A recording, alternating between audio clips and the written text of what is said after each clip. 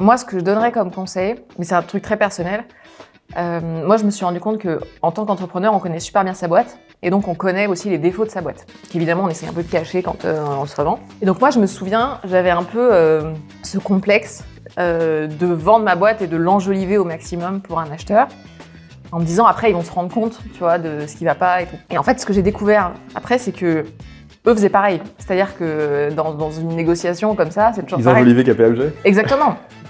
Et c'est tout à fait normal. Et donc, rétrospectivement, je pense qu'aujourd'hui, je serais aussi plus lucide sur ce jeu marketing qui se passe et qui, en fait, est complètement bilatéral et qui est logique. Claire, bienvenue pour un nouvel épisode de Spicy Blockchain. Merci pour l'invitation. Le principe de l'émission, c'est qu'on va manger 10 nuggets avec 10 sauces et je vais te poser 10 questions sur toi, la blockchain et puis la vie en général. Ok. On peut commencer tout de suite avec une première sauce. Première nuggets, première sauce, je t'en prie. Une sauce qu'on a appelée Modular Ethereum. Première question pour toi. Qui es-tu pour ceux qui ne te connaissent pas, qui n'ont jamais entendu parler de Claire Balva? Comment tu te présentes dans l'écosystème? Moi, souvent, ce que je dis, c'est que je suis dans l'écosystème depuis 2015 et j'ai monté une boîte spécialisée dans le conseil pour les grandes entreprises sur les sujets blockchain crypto. Donc on a entrepris avec mes associés. La boîte est montée jusqu'à une vingtaine de salariés et on l'a revendue à KPMG mars 2021. Et donc j'ai été directrice blockchain et crypto aussi chez KPMG avant de partir et de rejoindre la Débloc, qui est donc un compte courant qui intègre un portefeuille crypto. Comment c'était cette première nugget? Pas trop spécial. Là, le kick arrive un peu ensuite. C'est parfait, c'est ce que je mange d'habitude comme sauce. Deuxième sauce.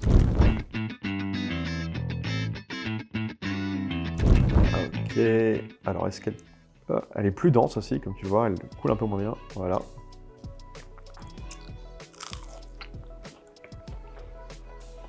Alors 2015, ça fait un bout de temps, quoi. C'est une des personnalités les plus visibles de notre écosystème, peut-être aussi une des plus actives en France. Quel a été le déclic pour toi? Qu'est-ce qui t'a convaincu de faire ta carrière jusqu'à présent?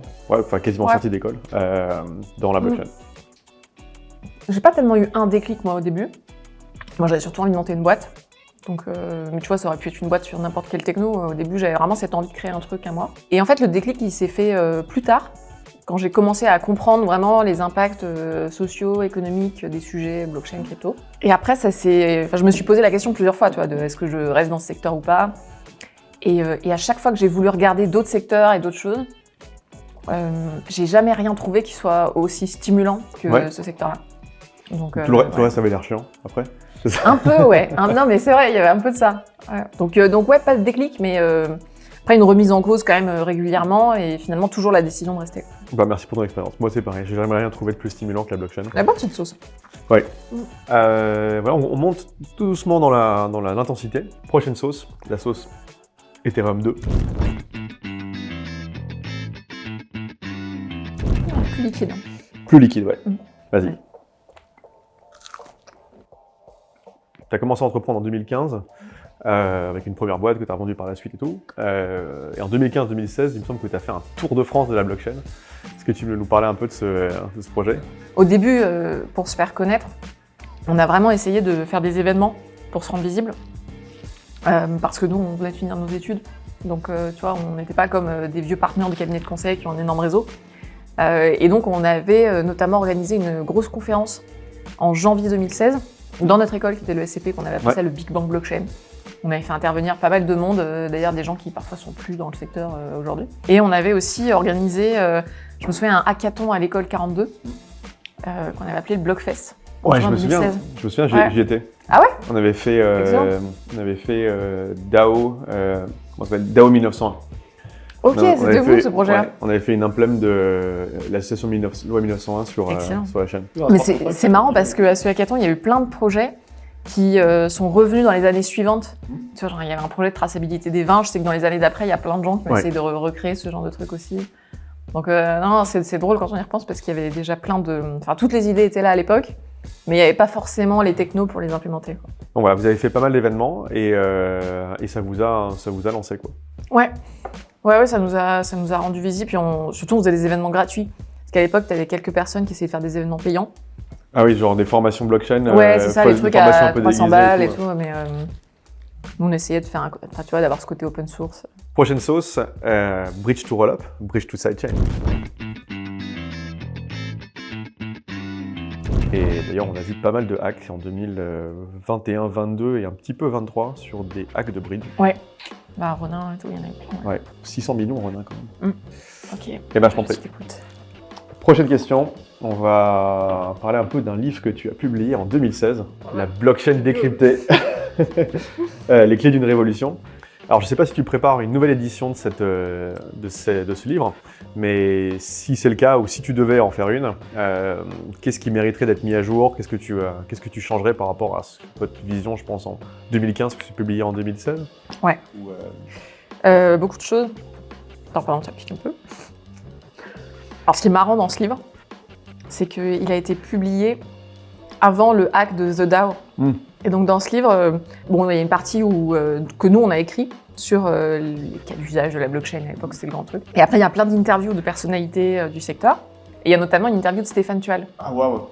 Et dans cette interview, il y a une phrase où il dit que The DAO a été audité plein de fois, notamment par Vitalik, parce qu'on ne voudrait pas être le projet qui se fait hacker, le plus gros projet qui se fait hacker, etc. Donc, il y a vraiment une phrase où il explique sa crainte que ça arrive et tout ce qu'ils ont mis en place pour que ça n'arrive pas. Et pourtant, c'est arrivé.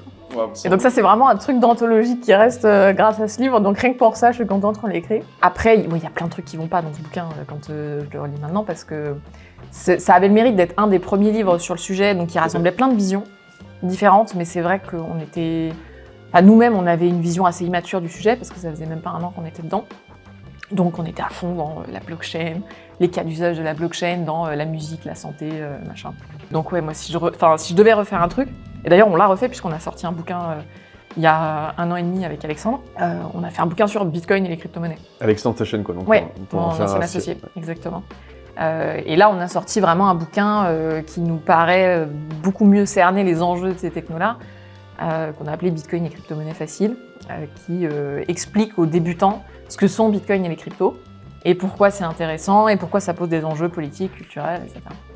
Donc on serait moins dans le blockchain bullshit, et on serait plus dans Bitcoin et les cryptos aujourd'hui. Et d'ailleurs, pour ceux qui veulent retrouver toute l'histoire de The DAO, c'est disponible sur le site Ethereum France. Il y a vraiment une couleur sang dans cette sauce. Vas-y, je t'en prie. On va parler un peu de ton passage chez KPMG. Je crois qu'il y a beaucoup d'entrepreneurs qui se lancent sur du produit, beaucoup d'entrepreneurs qui se lancent sur du service. Pour les entrepreneurs qui ont fait une boîte de services et de conseils comme vous, et qui envisagent le rachat par un grand cabinet de conseil, ou un petit cabinet de conseil, ou n'importe quel cabinet de conseil, dans ces cas-là, qu'est-ce que tu donnerais comme conseil à ces...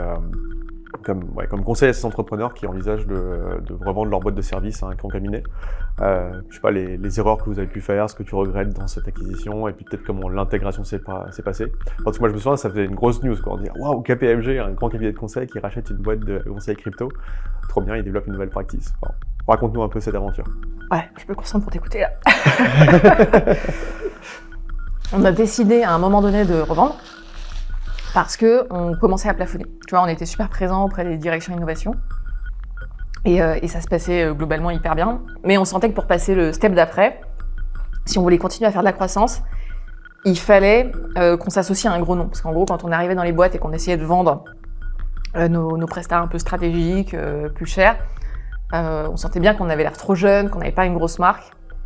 Donc c'est nous qui avons pris la décision de revendre. On avait eu 3 offres, celle de KPMG était la meilleure, donc on a pris celle de KPMG. Moi, ce que je donnerais comme conseil, mais c'est un truc très personnel, moi je me suis rendu compte que en tant qu'entrepreneur, on connaît super bien sa boîte, et donc on connaît aussi les défauts de sa boîte, qu'évidemment on essaie un peu de cacher quand on se revend. Et donc moi je me souviens, j'avais un peu ce complexe de vendre ma boîte et de l'enjoliver au maximum pour un acheteur, en me disant après ils vont se rendre compte, tu vois, de ce qui va pas et tout. Et en fait, ce que j'ai découvert après, c'est que eux faisaient pareil. C'est-à-dire que dans une négociation comme ça, c'est toujours Ils pareil. enjolivaient KPMG. Exactement. Et c'est tout à fait normal. Et donc rétrospectivement, je pense qu'aujourd'hui, je serais aussi plus lucide sur ce jeu marketing qui se passe et qui en fait est complètement bilatéral et qui est logique. Hein. Donc ça a été une super aventure. Moi, ça m'a permis de voir aussi comment ça se passe l'intégration dans un grand groupe. Après, en fait, l'équipe était super bien intégrée, ça se passait très bien pour l'équipe, mais pour moi, moi, je me sentais un peu enfermée, tu vois, par rapport à la vie d'entrepreneur d'avant. Donc c'est pour ça que j'ai décidé de partir. Ça va pour le moment? C'était dur là. C'était dur, Ouais, hein. c'était dur, ouais. Hésite Toi, t'avais l'air hyper serein, mais. N'hésite pas à manger une autre nugget si Ouais, tu je veux, pense que je si vais tu veux éponger un peu. Ouais. Prochaine sauce, Master Duster, un des personnages de notre jeu.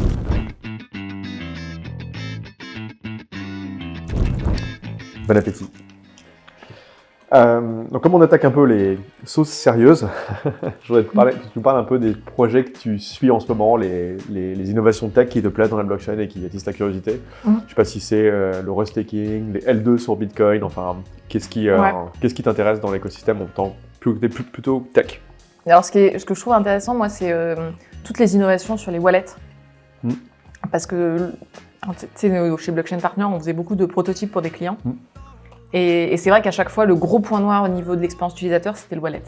Dès que tu voulais faire de la blockchain publique, il fallait expliquer au client que fallait se connecter sur MetaMask et tout. Notre client, il était là, genre, non, c'est l'enfer votre truc. Enfin, je veux dire, mes utilisateurs vont pas aller là-dessus. Je vais pas faire installer un wallet à mon utilisateur. Exactement. Et surtout, encore moins un wallet où il faut une petite phrase avec 24 mots ou je sais pas quoi. Pour moi, cette étape du wallet simple à utiliser, elle est vraiment super importante pour l'adoption de masse.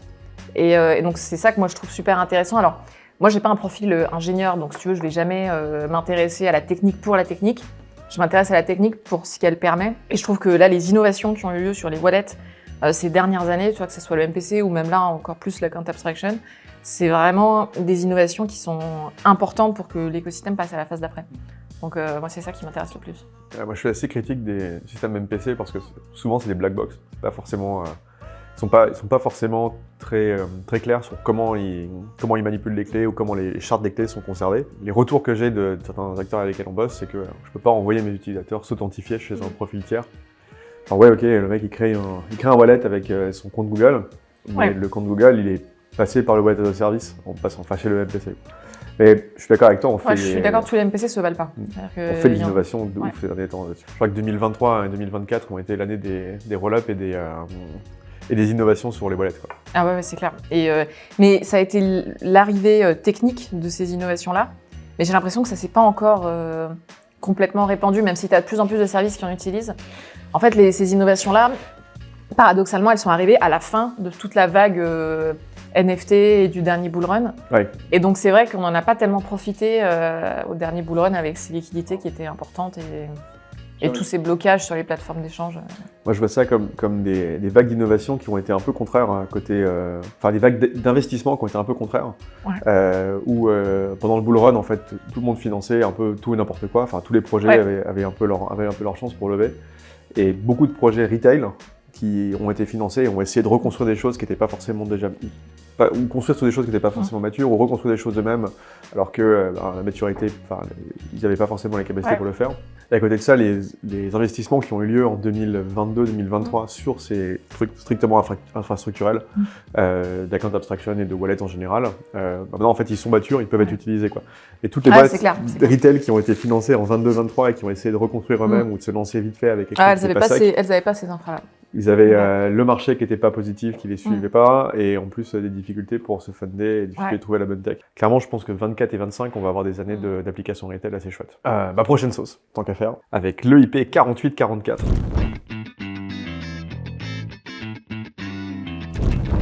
Vas-y. Je t'en prie. Alors, il y a quelques mois, effectivement, tu as annoncé que tu partais chez 2 blocs. Est-ce que tu peux nous présenter un peu cette boîte? Qu'est-ce qu'elle fait et qu'est-ce qui t'a convaincu d'aller bosser chez eux? Ouais. Ah, tu me poses cette question quand il y a la sauce difficile qui arrive. Alors, Dblock, c'est un compte courant qui a toutes les caractéristiques du compte courant des néobanques que vous connaissez. Donc, carte bleue, sous-compte, multi-devises, etc. Et notre particularité, c'est qu'on intègre un portefeuille crypto self-custodial. Donc on ne détient pas les fonds des utilisateurs. Et moi, ce qui m'a plu, c'est justement ce côté un peu puriste de la crypto. C'est le fait qu'on se développe en France. Et c'est le fait que moi-même, je me voyais être utilisatrice du produit. Tu vois, quand j'ai rencontré le CEO et qu'il m'a pitché le truc, tout de suite, je me suis dit, mais moi, j'ai trop envie d'utiliser ça. Et ça, je trouve que c'est puissant, tu vois, quand tu rejoins une boîte et que toi-même, tu dois être utilisateur du produit, c'est quand même, t'es plus animé par ta mission, quoi. Trop bien. Ça va? Ça va. Il en reste combien, là? Il en reste 3 plus 1. C'est-à-dire, si tu te sens la force d'aller faire la 11e, on pourra faire la 11e, qui est une nouvelle aussi. Je vais prendre un nuggets de transition. Allez, un nuggets tampon. Prochaine sauce. Boiler. Celle-là de mémoire, elle est moins forte que la précédente. Enfin, elle est moins forte. T'essayes de me rassurer. Ok, allez. Donc effectivement, 2 blocs, vous faites le lien entre la TradFi et la DeFi un peu. Vous faites un peu aussi comme une banque, comme tu disais. Ce qui me va, il y a une question plus sur la réglementation, sur comment tu perçois un peu l'état de la réglementation en ce moment. Je sais qu'il y a l'ICA qui arrive bientôt. Est-ce que tu es globalement satisfaite en tant qu'actrice de cet écosystème qui est directement concerné par la jonction entre DeFi et TradFi, disons?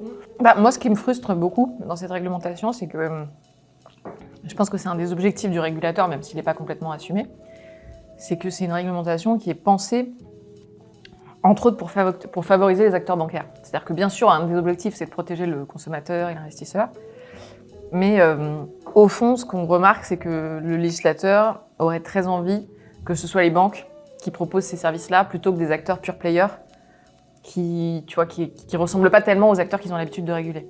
Pour moi, c'est presque inconscient, c'est-à-dire que quand tu as été dans ce monde-là pendant longtemps, quand tu vois des mecs qui sont des crypto guys un peu maximalistes arriver, t'es pas habitué, tu vois. Ça crispe un peu, il y a des accros. Alors que quand tu as des gens qui ont tous les codes, et je parle pas juste de respect de réglementation, hein, je parle aussi de codes sociaux, tu vois, de manière de s'habiller, manière de parler, manière de voir le monde. Quand ça, c'est très différent de ce que tu as l'habitude de voir, t'es pas rassuré, alors que quand c'est des gens qui te ressemblent, tu te sens mieux, quoi. Donc je pense que les politiques et les régulateurs ont plutôt envie que ce soit SOG et le BNP qui proposent ces services-là, plutôt que des pure players. Après, moi, je suis pas une anti-réglementation, tu vois. Je pense que t'as plein de gens qui sont plus maximalistes que moi, et moi, je trouve ça bien qu'il y ait quand même des garde-fous. C'est juste que dans la manière de penser la réglementation et de la faire, c'est pas pensé pour les acteurs crypto initialement, quoi. Prochaine sauce, la sauce Cosmic Battle. On peut enchaîner donc sur la réglementation, parce que j'ai vu que 2 blocs avaient une e-money license. Ouais. Est-ce que c'est parce que vous avez envie de faire un stablecoin comme Monerium? Et plus généralement, quel est ton point de vue sur les stablecoins et ces initiatives? Je sais que les stablecoins européens sont tous les starting blocks avec Mika qui arrive. Donc non, on ne va pas créer de stablecoin pour répondre à ta question. En fait, notre objectif à terme, c'est d'être une banque. Et donc cet agrément IMI, il entre dans ce cadre-là, tu vois, dans cette... c'est une première étape. Exactement. Et c'est ça qui nous permet de proposer nos services, notamment le compte courant avec la carte bleue, etc. Ouais. Mais notre but n'est pas de créer un stablecoin, on ne va pas être un émetteur de stablecoin. Et l'écosystème des stablecoins, l'arrivée des stablecoins européens, parce que concrètement aujourd'hui il y a surtout les stablecoins dollars qui servent de contrepartie côté crypto, dans la DeFi en général. Est-ce que c'est une opportunité côté stablecoins européens d'un peu peser plus dans les échanges crypto? La réglementation sur les stablecoins, moi je la trouve pas très bien. Enfin, je trouve pas très bien faite en fait, parce que t'as l'impression quand tu lis la réglementation que le régulateur a pas du tout envie de faire des stablecoins globalement. Parce que, tu vois, ils mettent un maximum, par exemple, sur les volumes journaliers, etc.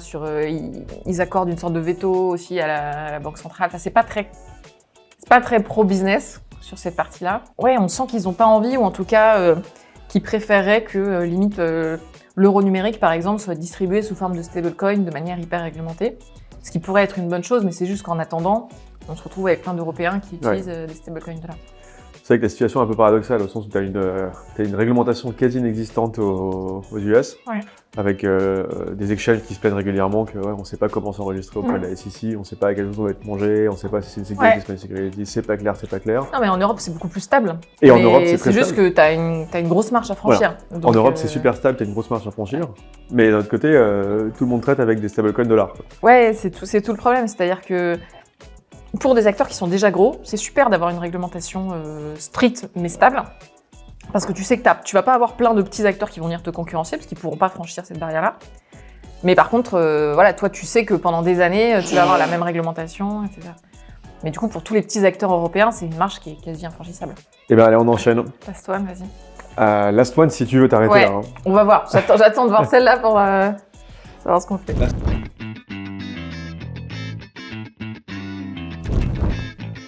C'est gentil. T'en veux plus? Ah non, ça Non, va, ça merci. C'est bon.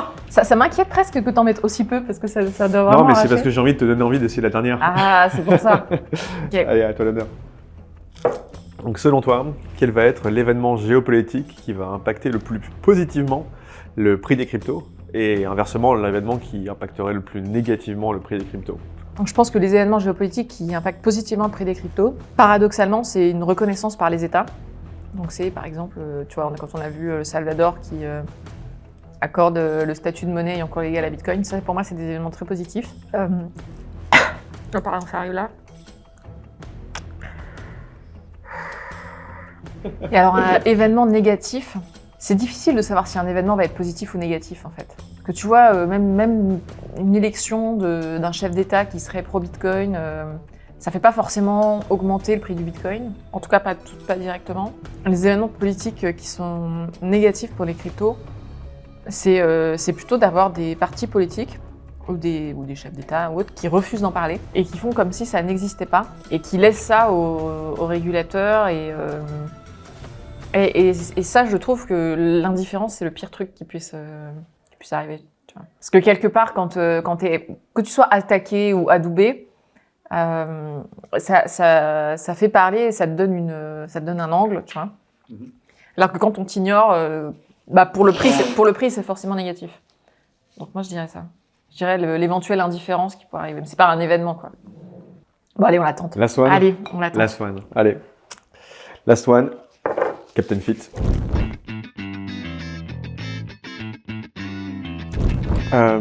Vas-y, à toi l'honneur. Et pour finir, j'ai pas forcément préparé la 11e question.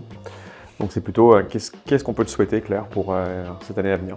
Moi, le premier truc que je me souhaite, c'est déjà un beau lancement et une super réussite pour Desblocs, avec le plus d'utilisateurs possible, avec des super retours produits. Donc ouais, ça c'est, je pense, le plus important pour moi cette année. Et après, moi, je souhaite aussi que ça soit une année positive pour la crypto en général. Pas que sur le plan des cours, même si je suis comme tout le monde, moi ça me fait plaisir quand les cours montent. Mais aussi pour l'image de ce secteur-là, pour l'émulation qu'il y a dedans. Moi, je remarque qu'à chaque bull run, il y a des nouvelles personnes qui s'intéressent au sujet et qui rejoignent le secteur et qui viennent contribuer aussi intellectuellement à ce qui se passe. Et donc, j'espère vraiment que cette année, on va avoir la même chose. Et on va avoir des nouvelles personnes aussi qui viennent un peu rafraîchir l'ambiance, quoi. Eh ben, écoute, c'est tout le mal que je te souhaite et c'est tout le mal que je me souhaite. Merci. Merci d'être replié à l'exercice. Alors, merci à toi. Écoute, c'était une vraie expérience gustative. Voilà, il en reste une si tu veux en off, on se la partage sur Ouais, sur avec notre sauce. plaisir, on peut se la partager. Mais moi, je pense que je vais la prendre en tampon là pour. Vas-y, je t'en prie. Et à bientôt pour un prochain épisode de Spicy Blockchain.